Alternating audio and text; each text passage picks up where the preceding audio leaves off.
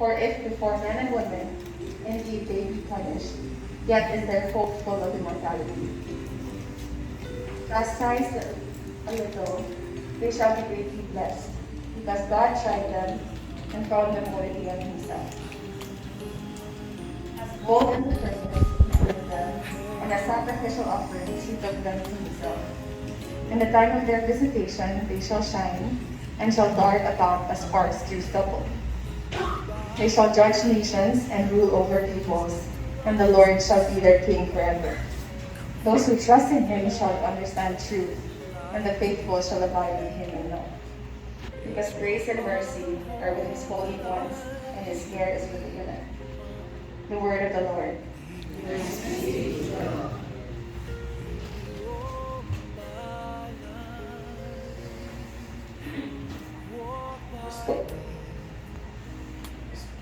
Sponsorial psalm, let our response be, though I walk in the valley of darkness, I fear no evil, for you are with me. Though I walk in the valley of darkness, I fear no evil, For you are with me. The Lord is my shepherd, there is nothing I shall want. In green pastures he gives me repose. Beside restful waters he leads me. He refreshes my soul. Response, though I walk in the valley of darkness, I fear no evil, for you are with me. He guides me in the right path for his name's sake. Even when I walk in the dark valley, I fear no evil, for you are my side, for you are at my side, with your rod and your staff that give me courage. Response, though I walk in the valley of darkness, I fear no evil, for you are with me.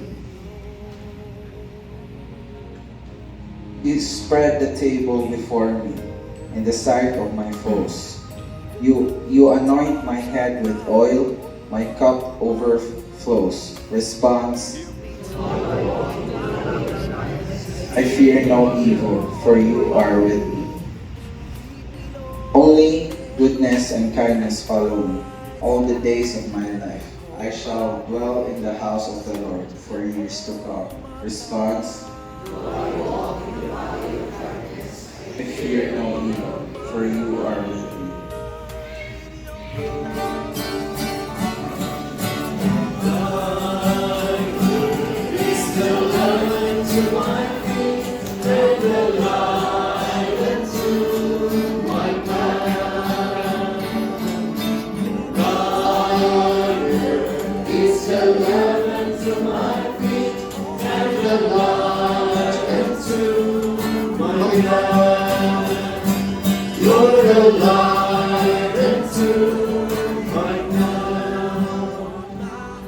Lord be with you. Reading from the Holy Gospel according to St. John. Glory to you, O Lord. Jesus said to his disciples, do not let your hearts be troubled. Have faith in God. Have faith also in me. In my Father's house there are many dwelling places. If there were not, would I have told you that I am going to prepare a place for you? And if I go and prepare a place for you, I will come back again and take you to myself, so that where I am, you also may be. Where I am going, you know the way. Thomas said to him, Master, we do not know where you are going. How can we know the way? Jesus said to him, I am the way and the truth and the life. No one comes to the Father except through me. Brothers and sisters, the Gospel of the Lord. Praise the Lord. Be seated for a while. Mayong gabi na natong tanan. Condolences sa akong family. It came to me as a surprise sa pagkadungog ko. When si Ate Linda pinawagan ko, and I bring my condolences and our prayers to your family, that the Lord will give you two graces, especially in this Holy Eucharist that we are celebrating. The first grace I am praying for you is comfort. That the Lord will comfort your heart and will lessen your sorrow, especially the faith that comes from the Word of God. And the second grace I have prayed for you is the grace of serenity, the grace of acceptance. Sure, it's difficult when you have this experience in your family, but I pray that you will have that grace. Tagaan mo ng grasya, to have peace in your heart, to despite the sorrow that you feel right now, that you will experience that grace of acceptance. Because in reality, brothers and sisters, there are many things which are beyond our control. And we just need to accept. And when we accept it, we have the serenity to accept it. For example, sa may mga butang, beyond our control. Kung sa tanan, ang kalimot, sorry tayo, kalimot ko, beyond my control. Kung busy kayo ko, nagkakay ko na, kalimot na ko, wala rin kayo sa inyo. Kaya tawag sa atinidad, kalimot ko. So we have beyond our control. The traffic is beyond our control. Yang imong makontrol ra na, imong pasensya. Kung imong hindi ka matutlan sa traffic, o di mo sipo ka imong o di ka maglagot. Because it's a given right now. And what else is beyond our control? Atong ilan. Una, di na ito makontrol. Kung nakatuig, kung mag-birthday ka, di na kung silbing ka na ka, pagduhan ka, o malipay pa ka, or pag-uon. Pero it's beyond our control. Imong now, hindi mo mag-control. Tignan mo si Samuel, kung bago mapagka ka, malipay ka. Pasalamat ka sa iyong pinikanan. Pero kung hindi ka now, pasalamat ka sa iyong pinikanan. Kami mo naman change. Also the nine brothers and sisters, Ben and us, we have is beyond our control. You just have to accept it and the serenity and the grace to move on. That is my prayer for the family. Brothers and sisters, our gospel reading today is from John chapter 14. Timing kayo, and this is the word of the Lord for you. Do not let your hearts be troubled. So at this point, because death is beyond our control, atong lang i-intriga si Bernardino ang kasalanan sa Lord. We leave it to Him. And let us reflect. I'd like to, in occasions like this, I'd like to tell the story which we can read in Daniel chapter 5. About a young Belshazzar. He was appointed king. Namatay ng iyang papa, si Nebuchadnezzar, sa kahari nga panghitan o maayo kaayo, a great emperor and a great conqueror. He built actually the Babylonian Empire. Pero namatay na siya, kinipatan-on niya nga anak, may lipon. Nalipay kay siya, he invited so many guests, many mga inilang ng mga tao sa iyang panahon. And he was the son of the Babylonian Nebuchadnezzar, and he wanted to prove himself, to show off. So he ordered the royal vessels gathered by his father, ilang gamiton silang pag-ubog-ubog, silang pag-inom-inom, which was a no-no because they were sacred vessels. They were golden vessels coming from the temple of Jerusalem. They blessed to ng mga sacred vessels. Sacrilege, tawagan na kung imong gamiton sa pag-inom-inom, pag-ubog-ubog. Tingnan siya na dili na mahimo. Pero namukos pa din siya because he wanted to show off when he was a young king, when he was still proving himself. Hindi patawas. Kung iyang gamit nila, pag-inom-inom, and in that occasion, something happened na sila nilahubog. According to the story, there was a hand. But just in front of him, there was a wall, and the hand, kamudra, it started to write. Ito na nag-choke na itong panahon ng ballpen pagkakagigamit. And it wrote just 3 words, but very important and very significant words. Those were what were written, no were in Aramaic, which they did not understand. Mene, Tekel, Peres. The king. Pagkakita niya, nakapasa siya, pero wala siya kasabot. And they had to call Daniel, wise man from Jerusalem, to translate kung sa meaning aning tunog ka words nung isuwat sa laking kamot. And it was very insightful kung sa isuwat. And what were the meaning of those words? Mene, numbered, Tekel, weighed, and Peres, divided. No, kung pasabot nitong panahon na, according to Daniel, many that the king's days were numbered. Tekel, that he was weighed, but he was found wanting. And Peres, that his kingdom will be divided. I think, brothers and sisters, particularly the first two words are also very meaningful for us. As we are here in this experience of death, many, numbered.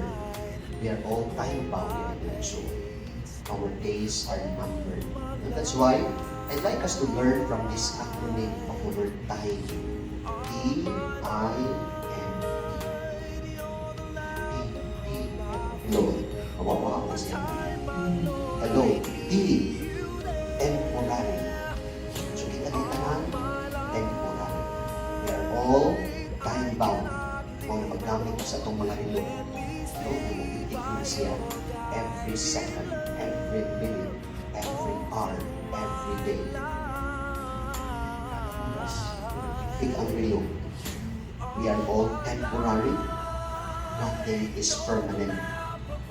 Even wealth is not permanent. The weather is not permanent. Even our life is not permanent. Nothing is permanent. Weather na. Tanadi ay magsuon.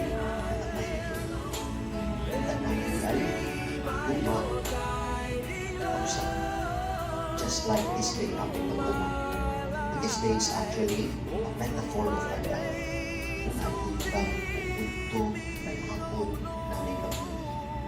Ano din ito kinabuhi? Tanaw ko din sa itong sa mga tao din na yung pandili kung tagon pa kay mga batagon pa.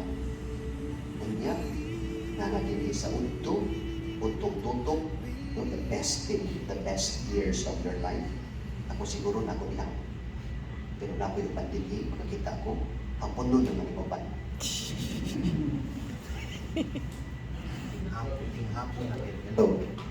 Hello. Ang puno na. Yung makakita na ko na gray hair, ang mga naong nangunod na kamay, pag-inat na uban,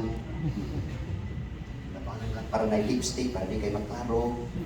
No, pero yung ana na ito kinabuhi, yung karon, yung kanisa ng suon si Bernardino, panggabihin na siya. Yung kaibaw ng sugat, no, para sa iyang kinabuhi. Temporary, brothers and sisters. And we have to live our lives with intensity and with passion. Kaya naman, kausan. Nang atong kinabuhi, dili man magtuyok. No? Sa atong Christian life, huwag man tayo concept na ng reincarnation bitaw. Ngayon mo kinabuhi magtuyok, yan mamatay ka, hindi mo man, mo resurrect na pagtulo ka, and then you go to a higher form of existence, yun na anak, ilang pagtulungan. Pero ito ang kay linear, mga atong kinabuhi. Nung kausa na kamalabay, yung kausa na magkakimo, maayo, or kausa na ka, maningkamon. So you have to live your life with intensity and with passion, as if you are drinking, no, a very expensive glass of wine. No, nga imo yung hinahinayon ito pag-inom, kay mahal nun man. No, hindi mo nagbukod na yun, katukaan niya ka, pero hinahinayon, no, imo yung i-savor ang iyang kalamig. Kaha, you have to live our lives as if you were drinking an expensive cup of coffee. Yung ay mo hinahinayon.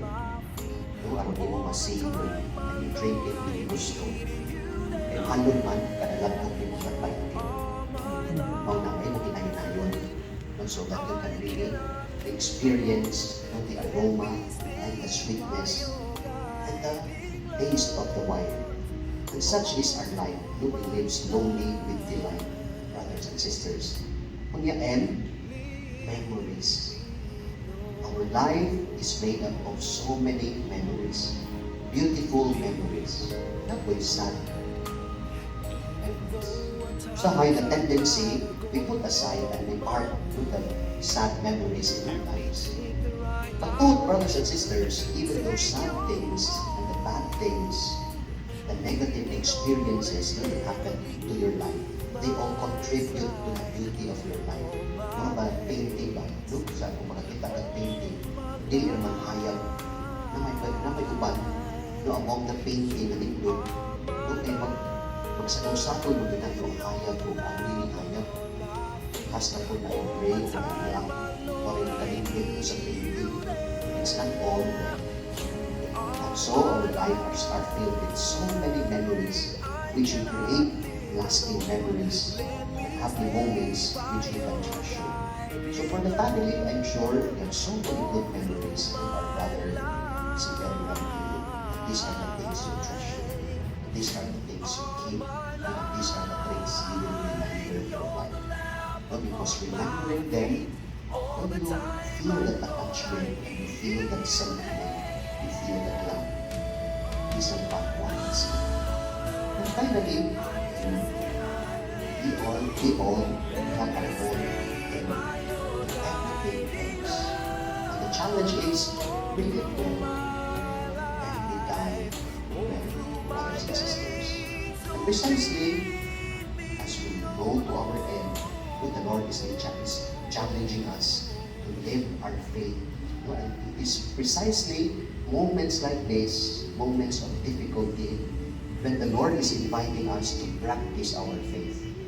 It's easy to practice the faith when all is well, when all is easy. It is more difficult when we practice our faith, when things are rough and tough and difficult and storms are coming to our life. But precisely, brothers and sisters, all is well that ends well.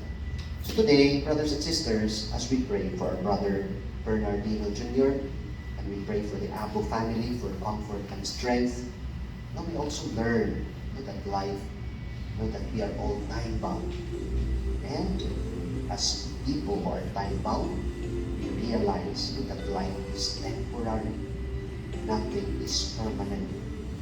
And we have to live our only life with intensity and with passion. And we remember so many memories in our lives, good and bad, but especially the good memories that we treasure. Because these are the ones that will link us with love of our departed dear ones. And we know that one day we will all end. Ang mamiyakat na isuon si Bernardino, but I'm sure that if he had the chance,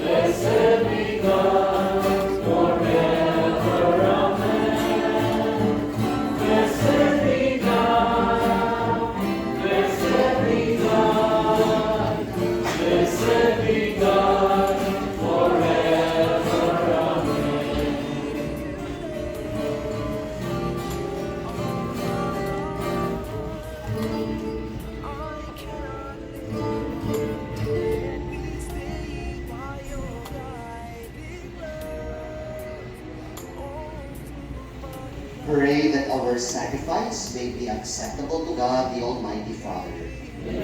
Accept the sacrifice.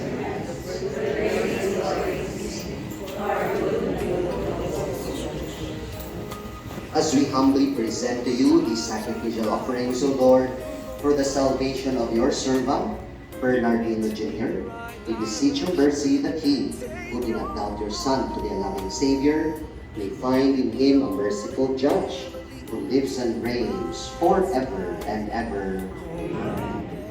The Lord be with you. Lift up your hearts. Let us give thanks to the Lord our God.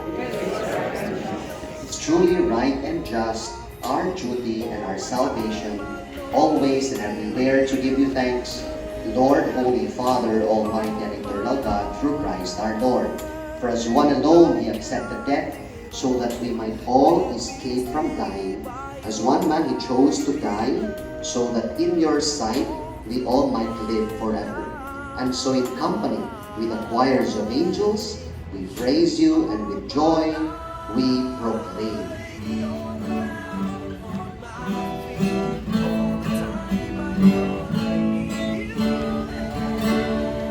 Holy, holy, holy Lord, God of power and might, heaven and earth are filled with your glory. Hosanna, Hosanna, on high. Blessed is he who comes in the name of the Lord.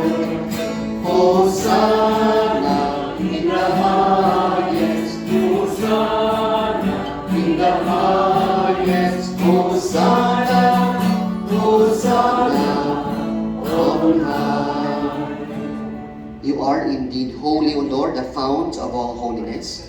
Make holy, therefore, these gifts, we pray, by sending down your Spirit upon them like the dewfall, so that they may become for us the body and blood of our Lord Jesus Christ.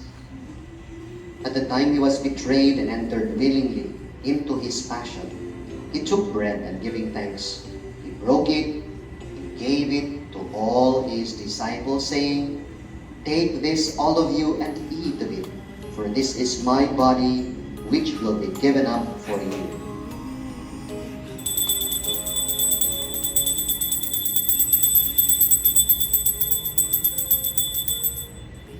By the hand and help me face the rising sun.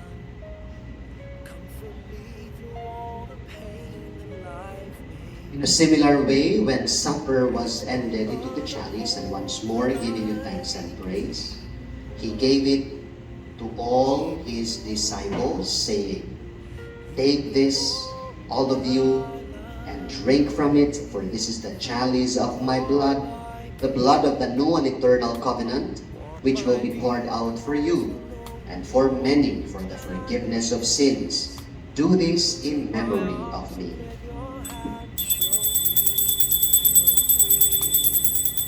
Show the way to live inside your heart. All my days, all my life. Let us proclaim the mystery of faith.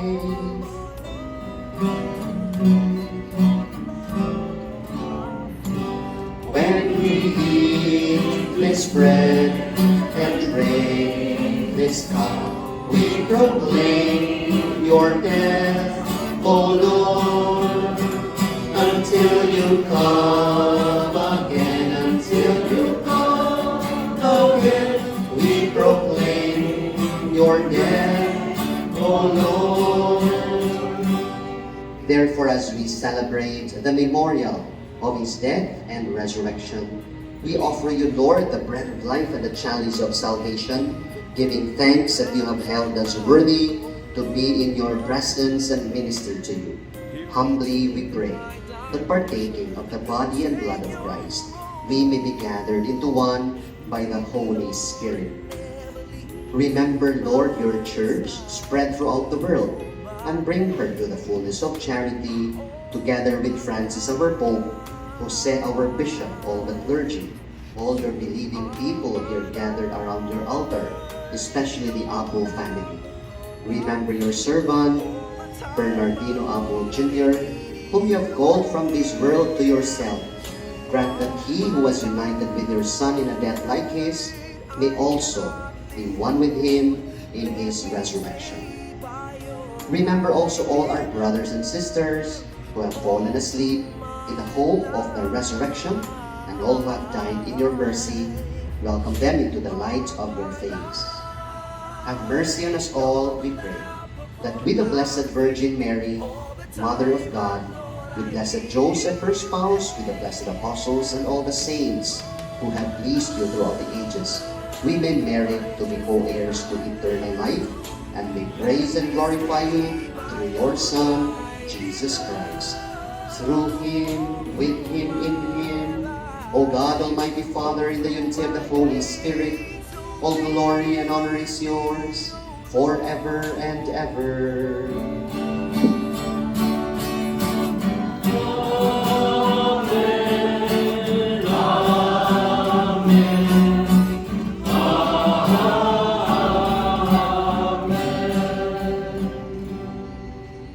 As one family, let us now pray with confidence to our Father in heaven.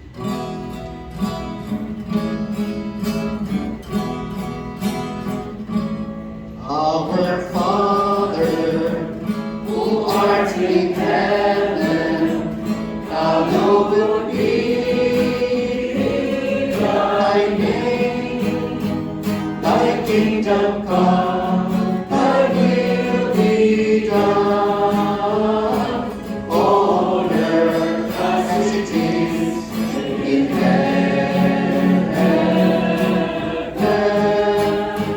Give us this day our daily bread, and forgive us our trespasses, as we forgive those who trespass against us. And lead us not into the temptation, but deliver us from evil. Deliver us, Lord, we pray, from every evil. Graciously grant peace in our days, that by the help of your mercy we may be always free from sin and safe from all distress, as we await the blessed hope and the coming of our Savior, Jesus Christ. For thine is the kingdom, the power, and the glory, Forever. Amen. Lord Jesus Christ, who said to your apostles, "Peace I leave you, my peace I give you. Look not on our sins, but on the faith of your church, and graciously grant her peace and unity in accordance with your will, who live and reign forever and ever. Amen." The peace of the Lord be always with you all. Offer one another the sign of peace.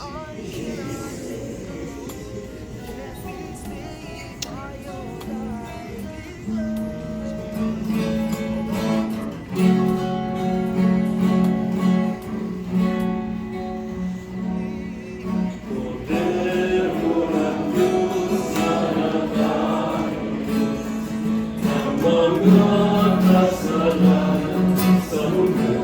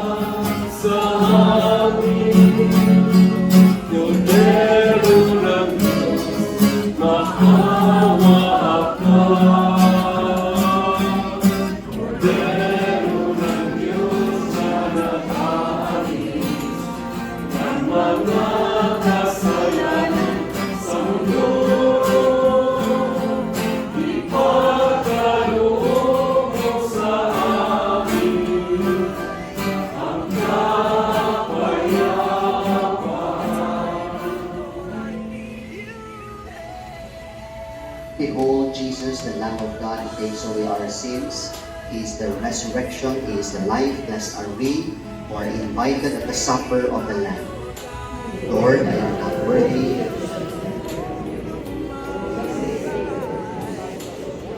my days, so lead me, oh Lord.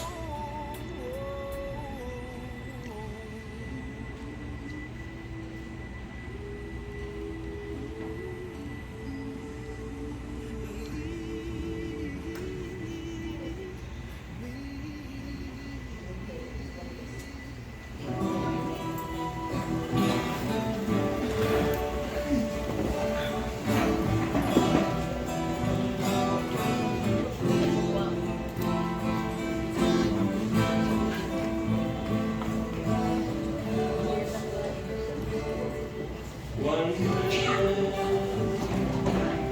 one body, one Lord, one God of blessing,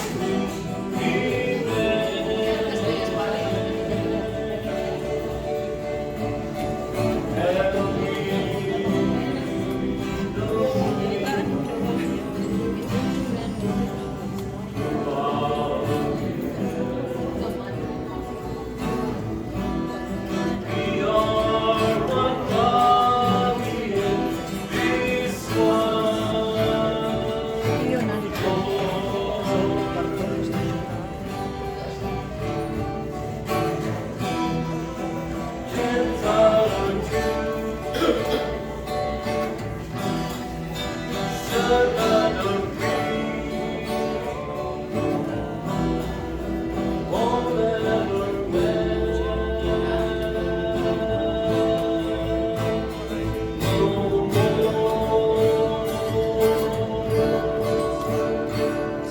One breath, one body, one Lord, one God, blessing we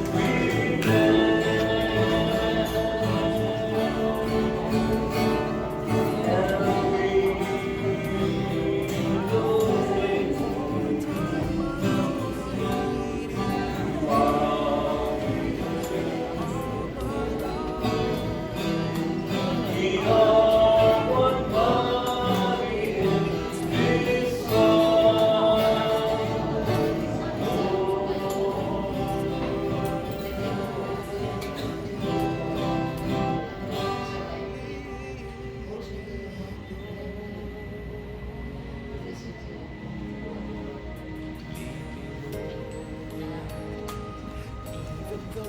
All these rise.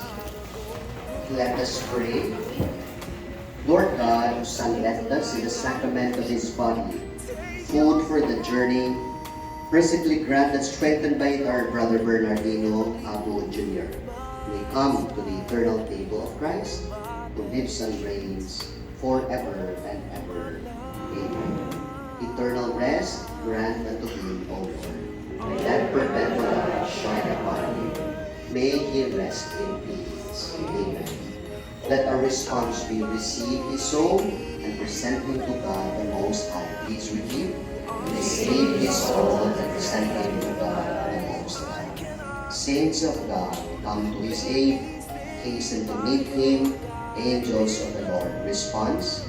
Receive his soul and present him to God the Most High. May Christ who called you take you to himself. The angels lead you to the bosom of Abraham. Response. Receive his soul and present him to God the Most High. Eternal rest grant unto Bernardino Jr., O Lord, and let perpetual light shine upon him. Response. Receive his soul and present him to God the Most High. Let us pray. In your hands, Father of mercies, we commend the soul of our brother Bernardino Jr. in the sure and certain hope, together with all who have died in Christ, that he will rise with him on the last day. Merciful Lord, turn toward us and listen to our prayers. Open the gates of paradise to your servant, and help us who remain to comfort one another with assurances of faith until we all meet with Christ and are with you with our brother forever through Christ our Lord. Amen. At this point, we will now bless the remains of our brother. I will also invite the immediate family as we bless him. The water reminds us of baptism. And in baptism, we have been transformed into Christ by our faith. And we became children of God. And through baptism, also we received the promise of everlasting life. And as we bless him, this is our goodbye in faith, but also claiming for our brother his birthright of everlasting life.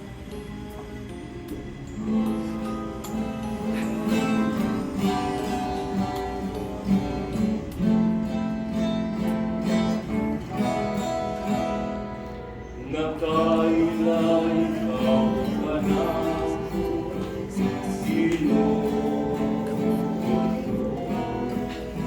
sa walang pahapon na inuuso,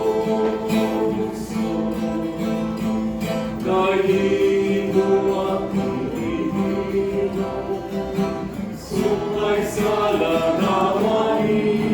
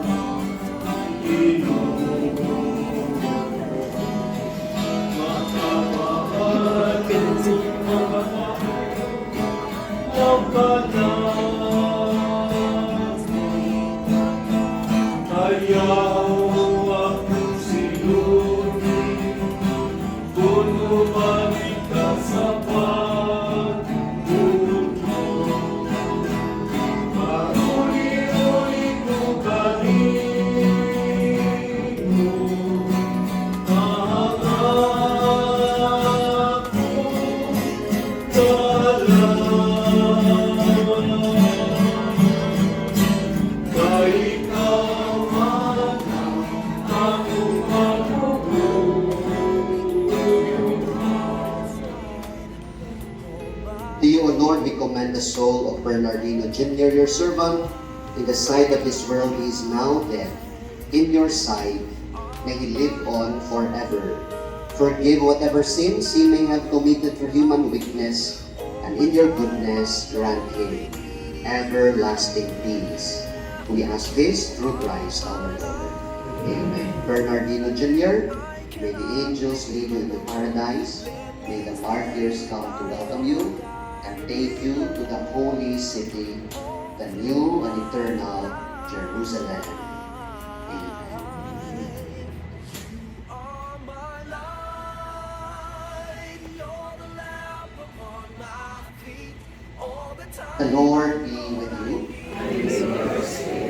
Almighty and loving God bless you all, the Father, the Son, and the Holy Spirit.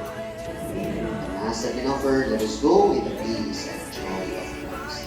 Thanks be to God.